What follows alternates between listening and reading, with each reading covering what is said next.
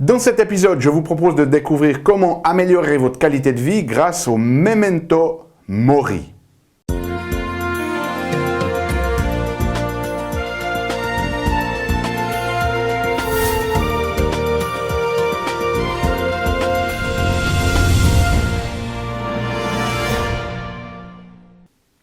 Parce que la vie est bien trop magique pour être petite et que nous avons tous besoin d'une prescription pour grandir en conscience et faire que nos rêves dévorent notre vie. Bonjour, je suis le Dr Annick Pauly, bienvenue à un nouvel épisode d'une grande vie.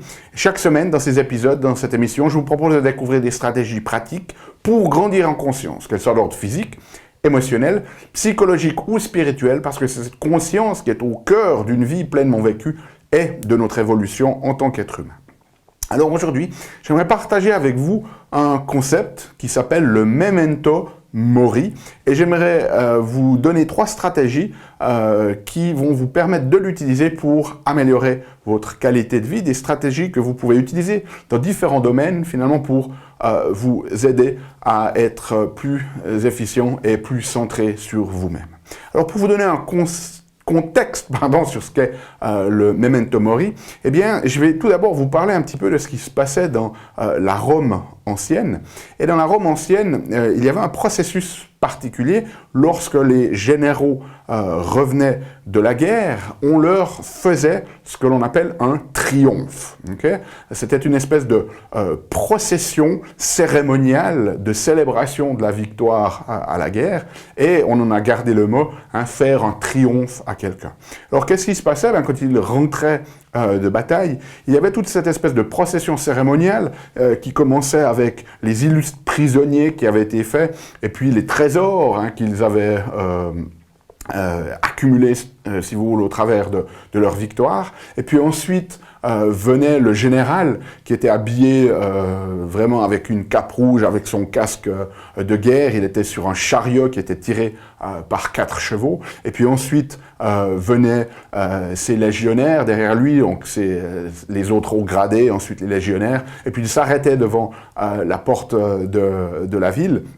Il faisait déjà là un discours pour féliciter ses légionnaires, et puis ensuite, eh bien, il passait au travers toutes les rues de la ville. Les habitants, eh bien, l'acclamaient, et il passait jusqu'au temple. Je ne sais plus exactement de quel temple il s'agit. Il y avait un temple bien particulier sur une colline où il se rendait avec cette procession.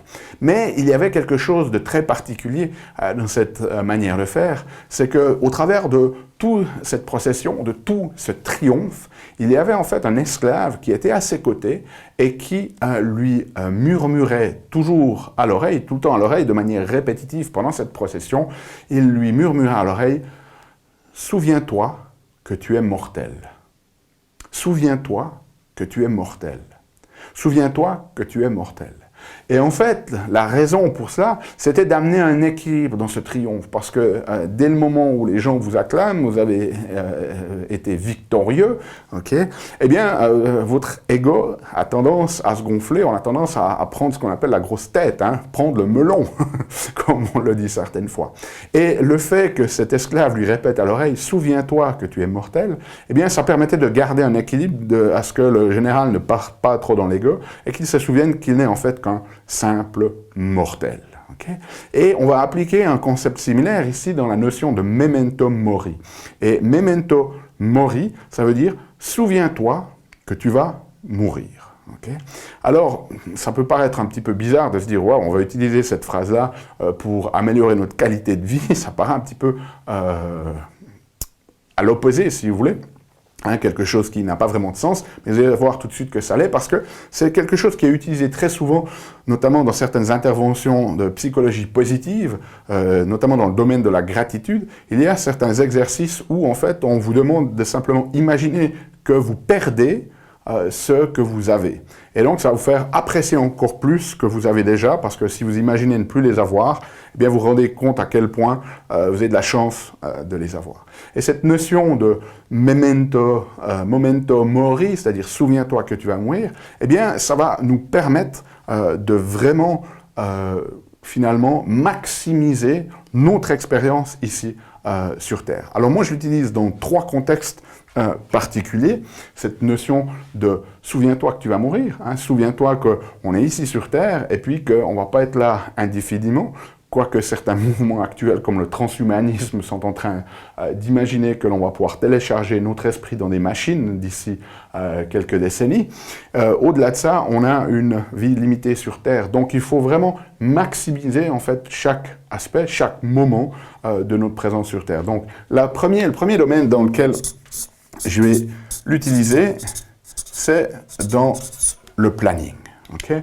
On n'a pas des ressources infinies, on n'a pas une énergie infinie, on n'a pas un temps infini, donc il va falloir être sélectif dans ce que l'on va faire, dans ce sur quoi on va focaliser, si vous voulez, notre attention et notre énergie. Donc par exemple, lorsque je planifie les projets que j'ai envie de créer dans l'année qui vient, eh bien, je me rappelle toujours de cette phrase. Memento mori, souviens-toi que tu vas mourir, et ça me donne la notion que, ben voilà, si j'ai 10 projets, et puis qu'il me reste peut-être plus qu'une année à vivre, eh bien finalement, quel est le projet le plus important? Quel est le projet qui va contribuer le plus? Pour moi, c'est vraiment un des critères de sélection, cette notion de pouvoir contribuer aux autres. Donc si j'ai 10 projets et que finalement je n'imagine que je n'ai plus qu'une année à vivre, eh bien ça va finalement me forcer à être très clair sur ce qui est le plus important et à choisir peut-être les 2 ou les 3 projets que j'ai envie de laisser, ceux qui vont laisser une trace la plus profonde ou la plus indélébile possible de contribution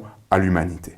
Donc dans ce contexte-là, de me dire voilà, j'ai un temps limité, souviens-toi que tu vas mourir, et là j'imagine que je vais mourir, qu'il ne me reste plus qu'une année à vivre.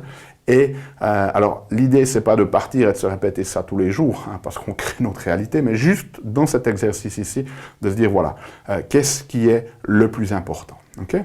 Le deuxième, c'est au niveau de la performance.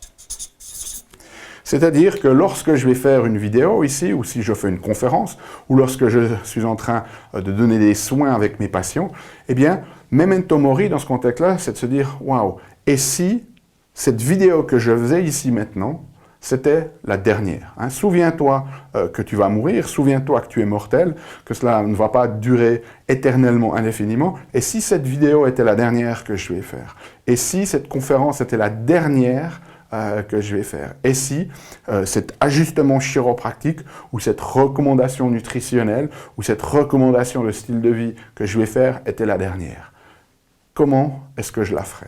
Et là, ça donne une toute autre dimension parce que bien évidemment, dès le moment où vous imaginez que c'est la dernière fois que vous pourriez faire quelque chose, eh bien, vous allez finalement recruter toute votre attention, toute votre énergie, toute votre présence pour donner le meilleur de vous-même. Donc ça, de nouveau, ce memento mori donne le contexte de se dire, voilà, si c'était la dernière fois que je pouvais faire cette performance, même si c'est quelque chose que vous faites de manière régulière, comment est-ce que je m'engagerais, quelle performance je donnerais, et ça va tout de suite nous permettre de monter notre standard de jeu, si vous voulez, d'un cran. Okay? Et puis, troisième contexte dans lequel ce memento mori peut être utilisé, c'est la notion de présence. Okay. Si vous imaginiez que les interactions que vous alliez avoir aujourd'hui avec votre époux, votre épouse, ou avec vos enfants, ou avec vos collaborateurs, ou avec votre patron, ou avec votre entourage, imaginez que, souviens-toi que tu vas mourir, souviens-toi que tu n'es pas éternel, et que même dans la même idée, même contexte que la performance, c'est la dernière interaction que vous allez avoir, avec quelle présence vous allez être là pour ces gens-là. Si vous imaginez que vous allez les voir encore 150 fois, eh bien, on peut très souvent finalement faire les choses de manière superficielle et ne pas être là dans le moment présent avec eux.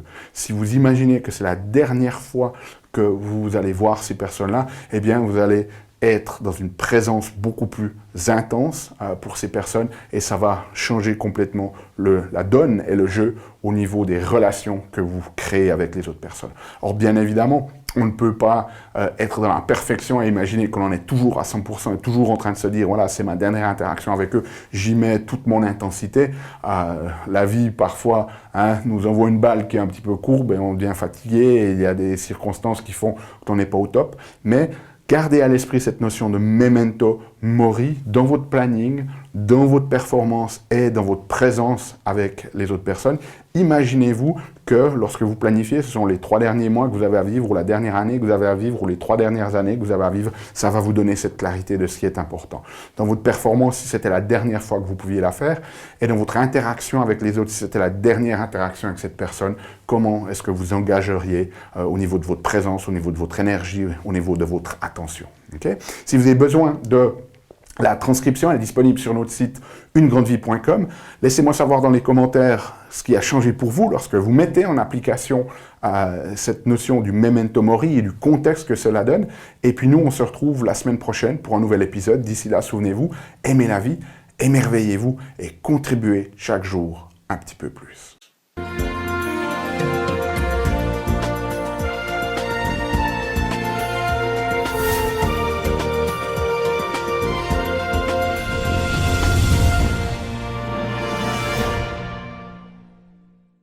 Salut, c'est Yannick. Alors, t'as aimé cet épisode? Sais-tu que tu peux rester connecté et même approfondir le sujet en faisant 3 choses?